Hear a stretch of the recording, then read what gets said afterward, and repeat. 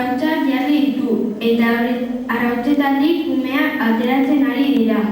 Baina arrautza bat desberdina da, bestea baina handiagoa da. Denak daude arrautza horretatik zer aterako zain.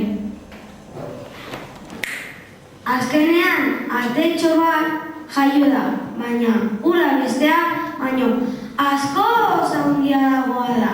Eta denek harritatu begiratzen diote. Ai, zer aramoa den! Baserriko animaliek ura ikusitakoa barrenik diote. Ja, ja, ja, ja! Haze artetxo itxusi! Esaten diote.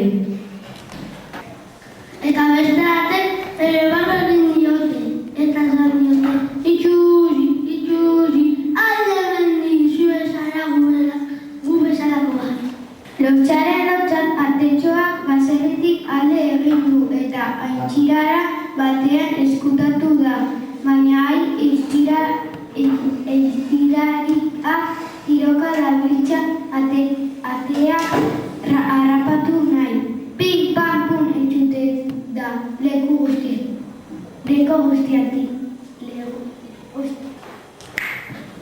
Batean izan txakur bat agertu da. Artetxo itxusiak pentsatu du. Ai, hemen irak egin du. Baina une horretan historia txakurra deitu du. Artetxo itxusiak aintzira horretatik alde egitera erabaki du. Etxe bat ikusi du eta han sartu da. Baina halako batean etxeko andrea arrenkatua eta oilo bat agertu dira. Artetxo itxusiak ikusi eta harrapatzera erabaki dute afarian jateko. Harrapatu artetxoa eta joan du. Oihukatu dio etxeko andrea katuari.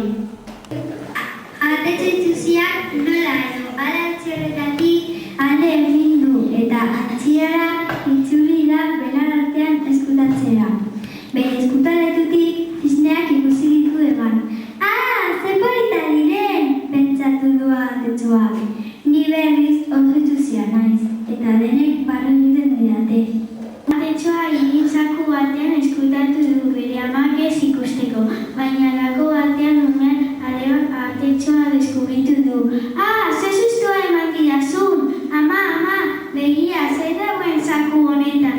Bere ama etorri da eta aratzarekin artetxoa gaixoa jo naiz izan du. Bere etxetik alde egin arazteko alde behenik itxusi, oihukatu dio.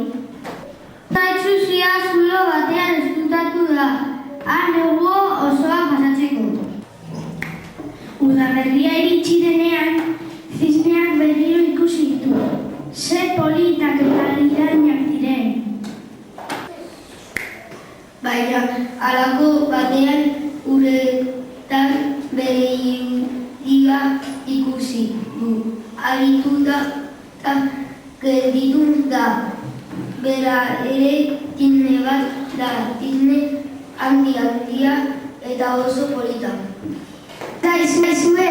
Bai! Batzaro